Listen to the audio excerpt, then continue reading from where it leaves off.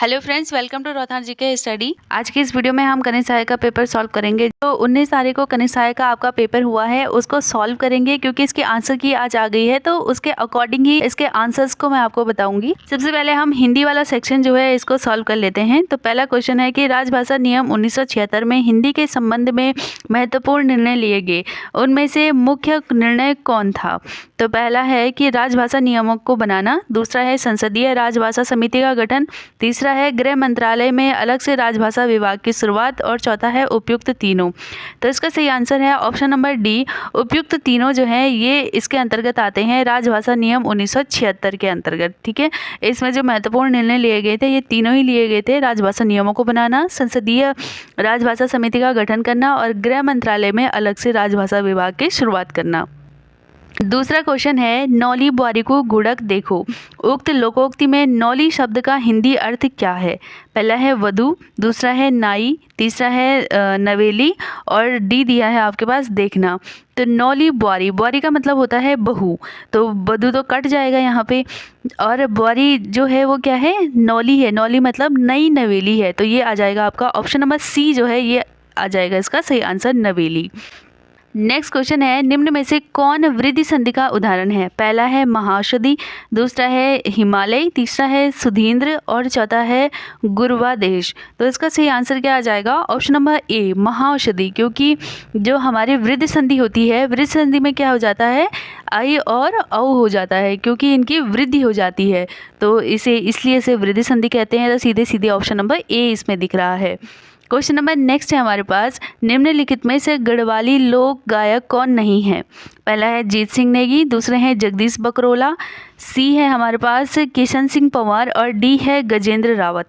तो इसमें से इसका सही आंसर आ जाएगा option number D, Gajendra Rawat. Gajendra Rawat नहीं, गजेंद्र राणा है ये, गजेंद्र रावत नहीं है, इसलिए ये ऑप्शन नंबर डी इसका सही आंसर आ जाएगा। नेक्स्ट क्वेश्चन है, निम्नलिखित में से कौन सा कथन सही नहीं है? पहला है अधिसूचना को हमेशा अन्य पुरुष में लिखा जाता है, दूसरा है कार्यालयीय आदेश हमेशा उत्तम पुरुष एक वचन में जारी किए जाते हैं, तीसरा है कि परिपत्र अन्य पुरुष में लिखा जाना चाहिए और चौथा है कि परिपत्र अन्य पुरुष में नहीं लिखा जाता। तो हमको डाउट तो यहीं पे हो जाना चाहिए था कि ये दोनों सेम कॉन्ट्राडिक्टरी दे रखे हैं, तो जो परिपत्र है उसे अन्य पुरुष में ही लिखा जाता है, इसलिए इसका आंसर आ जाएगा ऑप्शन नंबर डी, अन्य पुरुष में नहीं लिखा जाता, ये आ जाएगा इसका सही आंसर, क्योंकि हमें यहाँ पे गलत बताना है जो सही नहीं है। नेक्स्ट क्वेश्चन है यहाँ पे, निम्नलिखित में से कौन सा कथन असत्य है? पहला है जिठान का अर्थ है देवरानी, तो यही असत्य है। जिठान का अर्थ देवरानी नहीं होता है, जिठान का अर्थ होता है गढ़वाली में जेठानी। अगर यहाँ पे जेठानी लिखा होता तो ये आ जाता है इसका सही आंसर। बाकी जो बोरान है, बोरान का मतलब बहुरानी होता है। ठांडी, ठांडी का अर्थ अविवाहित स्त्री होता है और डी दिया है झरनाती का अर्थ, तो ये झरनाती का अर्थ यही होता है पोते का पुत्र, क्योंकि जो नाती होता है, ये नाती जो होता है वो बेटे का पुत्र होता है और जड़ नाती जो है ये पोते का पुत्र होता है। नेक्स्ट है यहाँ पे, शब्दों के निम्न में से कौन दो प्रमुख भेद होते हैं?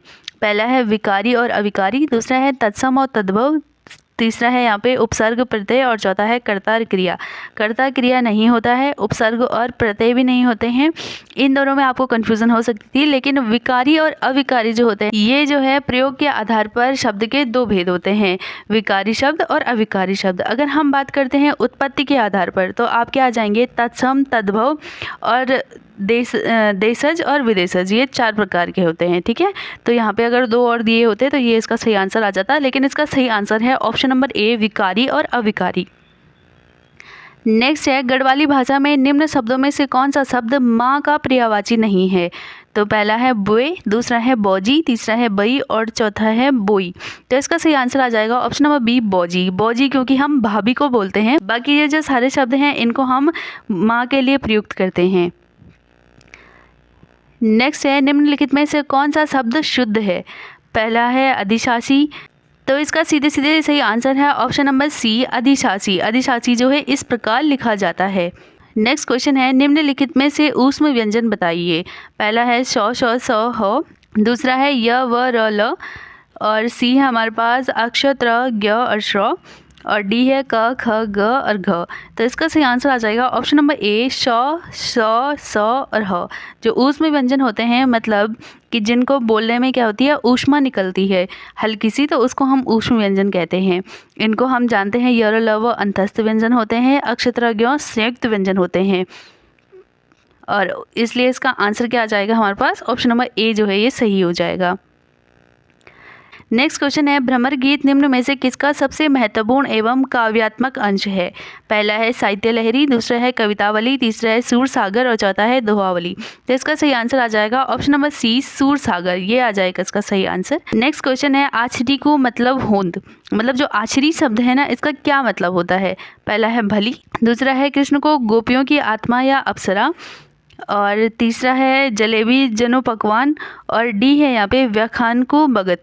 इसका मतलब होता है आचरी। आचरी का मतलब होता है कि जो कृष्ण की गोपियाँ होती हैं ना उनकी आत्माएं या अप्सरा जिनको हम बोलते हैं, जो स्वर्गलोक की अप्सराएं होती हैं, क्योंकि हमने बहुत बार सुना है कि जो खैंड पर्वत है वहाँ पे आचरियाँ होती हैं। तो गढ़वाल में काफ़ी प्रयोग किया जाता है इन शब्दों का कि आचरी आचरी शब्द, तो ये क्या होती हैं अप्सराएँ होती हैं।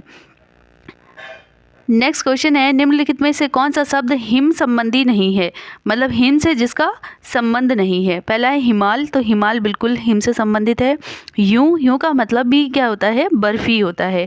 फिर दिया है सी हॉल, तो हॉल गढ़वाल में जो है ना हल को भी बोलते हैं, जो हल चलाते हैं ना तो हम उसको गढ़वाल में ये भी बोल देते हैं कि हॉल लगाने जा रखे हैं, इस तरीके से भी प्रयोग किया जाता है इसको। तो यही ये जो सी है ये आ जाएगा इसका सही आंसर, जो हिम से संबंधित नहीं है। और डी जो दिया है कि ह्यू मुन, इसका मतलब जो ओले होते हैं वो होता है, जो बारिश में जब कभी कभी आपने ओले गिरते हुए देखे होंगे तो ये होता है इसका अर्थ। तो इसका आंसर जो है ऑप्शन नंबर सी हॉल आ जाएगा। नेक्स्ट है कबीर और गांधी की विधा क्या है? तो ये जो है ये एक निबंध है, ये पीताम्बर दत्त बर्तवाल जी द्वारा लिखा गया निबंध है कबीर और गांधी, जिसमें कि कबीर और गांधी की तुलना की गई है। नेक्स्ट क्वेश्चन है कि कीबोर्ड और माउस निम्न में से क्या है? पहला है आउटपुट इकाई, दूसरा है इनपुट, तीसरा है मेमोरी और चौथा है कंट्रोल। तो इसका सही आंसर आ जाएगा इनपुट इकाई, क्योंकि हम इससे क्या करते हैं कंप्यूटर के अंदर जो है डाटा को एंटर करते हैं। जिन भी उपकरणों की मदद से हम डाटा को अंदर एंटर करते हैं उनको बोलते हैं इनपुट, और आउटपुट क्या होता है जिनसे बाहर निकालते हैं। जैसे कि प्रिंटर, जब हम उसमें कंट्रोल पी की कमांड देंगे तो क्या हो जाएगा प्रिंट होके बाहर निकलेगा, तो वो आउटपुट होता है। लेकिन कीबोर्ड और माउस की हेल्प से हम उसके अंदर जो है ना इन्फॉर्मेशंस को देते हैं, इसलिए इसका आंसर बी आ जाएगा। नेक्स्ट क्वेश्चन है जत के कंकड़ उत के शंकर लोकोक्ति का निम्न सही भावार्थ है? पहला है शुभ संकेत होना, दूसरा है कंकड़ों को शंकर मारना, तीसरा है परिणाम पर विश्वास करना और चौथा है विश्वास सर्वोपरि। तो इसका मतलब है कि जत के कंकड़ मतलब जहाँ पे कंकड़ वहीं पे शंकर। तो इसका सीधे सीधे आंसर आ जाएगा ऑप्शन नंबर डी, विश्वास जो है वो सर्वोपरि होता है। हम क्या करते हैं कि कहीं पे भी भगवान की मतलब पत्थर भी देख लेते हैं, अगर हम उसे भगवान के रूप में पूजना स्टार्ट करते हैं तो क्या होता है हमें एक विश्वास होता है उसमें, इसलिए इसे कहते हैं कि विश्वास जो है वो सर्वोपरि है। नेक्स्ट क्वेश्चन है निम्न में से जागर शब्द का क्या अर्थ है? पहला है मनोरंजन गीत, दूसरा है युद्ध गीत, तीसरा है देवी देवताओं का आह्वान कर मानव माध्यम पर अवतरित करने की प्रक्रिया और चौथा है उपयुक्त में से कोई नहीं। तो हम जानते हैं कि जागर क्या होते हैं देवी देवताओं का जिसमें आह्वान किया जाता है, और वो क्या होते हैं जो लोग होते हैं मानव जो उनके पसवा होते हैं उन पे क्या आते हैं अवतरित होते हैं। तो इसकी प्रक्रिया को हम कहते हैं जागर लगाना। नेक्स्ट है निम्नलिखित में से मौसम संबंधी कौन सा कथन असत्य है? पहला है असत्य बताना है हमको। पहला है चौमास, तो चौमास का बिल्कुल वर्षा ऋतु होता है। आपने एक गाना भी सुना होगा कि ठंडू मठू चौमास डांडियों में सौरी गई, तो ये कहा जाता है वर्षा ऋतु के लिए कि चौमास जो है वो पहाड़ों पे आ गया है। दूसरा है कि जून, जून का अर्थ दिया हुआ है यहाँ पे शीत ऋतु, तो जून ह्यून जो है ये आ जाएगा आपका बिल्कुल सही है। तीसरा दिया है असौज, असौज का अर्थ बिल्कुल अश्विन होता है, जो हिंदी महीने हमारे पास आते हैं ना माघ पौष अश्विन, तो असौज जो है गढ़वाली में असौज का मतलब अश्विन होता है। और जो ऑप्शन नंबर डी दिया है माघ, माघ का अर्थ ग्रीष्म ऋतु नहीं होता है। माघ का महीना जो आजकल चल रहा है ना ये बिल्कुल माघ का महीना है, जनवरी को ही माघ कहा जाता है, और ये ग्रीष्म ऋतु नहीं, ये क्या है शीत ऋतु है। तो ये आ जाएगा इसका सही answer option number D. Next question है, निम्नलिखित में से कौन सा अनौपचारिक पत्र है? तो हम जानते हैं कि अनौपचारिक पत्र किसको लिखे जाते हैं? अपने भाई बंधु मित्र इनको लिखे जाते हैं। तो प्रार्थना पत्र तो उनको लिखेंगे नहीं, हम आवेदन पत्र भी नहीं लिखेंगे और शिकायत पत्र भी नहीं लिखेंगे। तो बच क्या गया? ऑप्शन नंबर डी, बधाई पत्र। बधाई पत्र जो है ये अनौपचारिक पत्र है। नेक्स्ट क्वेश्चन है, निम्नलिखित पंक्तियों में कौन सा अलंकार है? ये वाला जो क्वेश्चन है, क्वेश्चन नंबर 100 कि कौन सा अलंकार है? पहला है, जो रहीमन गति दीप की, कुल कपूत गति सोई, बारे उजियारे करे, बड़ो अंधेरो होई। तो इसमें कह रहा है कि रहीम जो गति दीप की है, मतलब जो दिए की है, वही कुल का जो कपूत होता है, मतलब जो अच्छा नहीं बच्चा निकलता है, उसकी भी वही होती है। पहले जब वो बचपन में, 12 मतलब क्या है, पहले बचपन में यहाँ पे आ जाएगा बचपन और यहाँ पे आ जाएगा बच्चा। जो बच्चा है वो बचपन में बहुत मतलब पता नहीं चलता ना, बचपन में तो काफ़ी अच्छा होता है। इसी तरीके से जो दीप है वो पहले जब जलता है तो बहुत अच्छे से जलता है, लेकिन बाद में क्या हो जाता है, ये बड़ो अंधेरो होई।